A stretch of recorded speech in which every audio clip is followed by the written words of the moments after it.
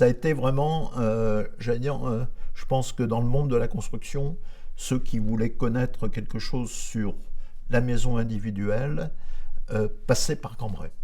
Ça a été aussi de la part de Robert Leroy, presque alors que c'était imprimé du génie. Il avait un grand charisme, il était très investi dans sa fonction, très attaché à la fonction et très conscient aussi du chemin qu'il avait fait parcourir à son entreprise et du service qu'il avait rendu en même temps à toute la région cambraisienne. L'idée de dire, monsieur, vous allez avoir une petite maison, vous habitez à un taudis ou quelque chose, ou à une maison sans confort, ceci, cela, on va vous donner une maison confortable, hein, vous amenez 600 000 francs, et puis le reste vous le payez en 25 ans, c'est-à-dire des loyers ridicules. Raymond Gernet, qui était un socialiste humaniste, si vous voulez, disait aussi que lui, son socialisme, il le concevait comme la possibilité de donner aux gens de pouvoir avoir leur maison, de pouvoir y élever leurs enfants, et puis, ça correspondait effectivement à une idée sociale.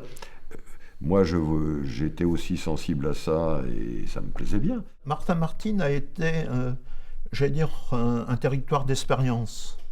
Bien sûr, on a construit beaucoup ailleurs, mais Martine était vraiment une vitrine, en ce sens que c'est là où on expérimentait aussi des nouveaux types de logements, parce qu'après le Camérica, on a fait l'Alzan, on a fait d'autres types de modèles, bien sûr, et il y en a beaucoup quand on visite Martin Martine, des logements qu'on n'a fait qu'une seule fois d'ailleurs. Martin Martine étant, à 3 minutes du siège, tous les ministres de la construction ont défilé à Cambrai. Je ne connais pas un ministre qui ne soit pas venu, mais c'était aussi tous les banquiers de France, toute l'administration française qui venait en pèlerinage, comme il disait, au GMF, voir quelle était la recette du GMF pour pouvoir construire des maisons aussi bien marché et de si grande qualité. Je me souviens que dans un livre de géographie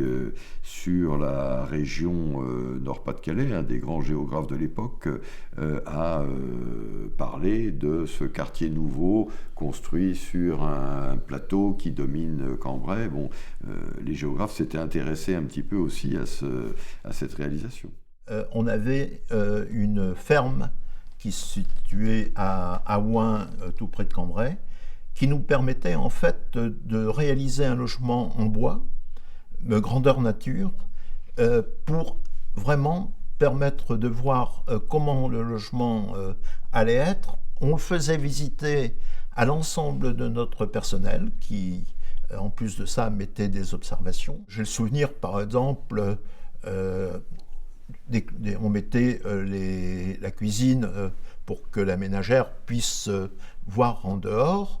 Et bien sûr, quand on ouvrait les fenêtres, il y avait le robinet qui gênait. On a été à la base de demander à nos fabricants un robinet qui se pliait pour qu'on puisse ouvrir les fenêtres sans problème. Il y avait l'entreprise Camus qui avait été une des premières à faire ce qu'on appelle des logements préfabriqués.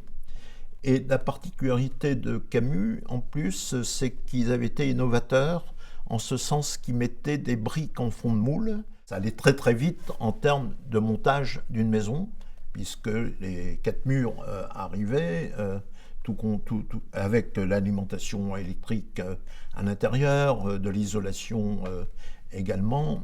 Et surtout, les gens du Nord étaient très attachés à la brique.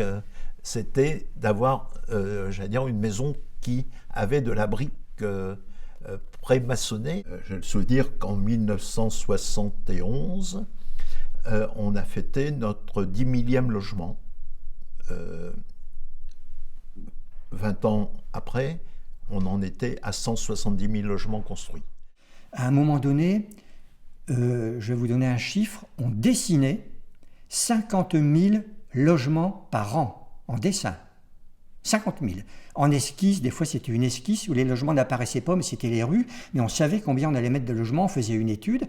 Si ça valait le coup, on poursuivait, parce que ça pouvait être 100, 200, j'ai fait des esquisses où il y avait 2000 logements dans la région parisienne. Donc ce qui montre un peu, j'allais dire, la progression extraordinaire de notre extension nationale, avec des grandes opérations du type Martin Martin qu'on a fait dans la région parisienne, à Nantes et un peu partout. Le coût du logement, c'est presque moins important pour celui qui achète que sa mensualité. On vendait une mensualité en fait, c'était ça qui était important. Est-ce que, je me rappelle, on nous disait en réunion, on doit travailler pour tout le monde, mais l'ouvrier agricole d'Avesnes-les-Aubert doit être capable d'acheter un de nos logements. C'était pas péjoratif du tout, hein, pas du tout. Hein. Et donc, quelqu'un avec des revenus modestes devait pouvoir se payer un logement du GMF. Hein.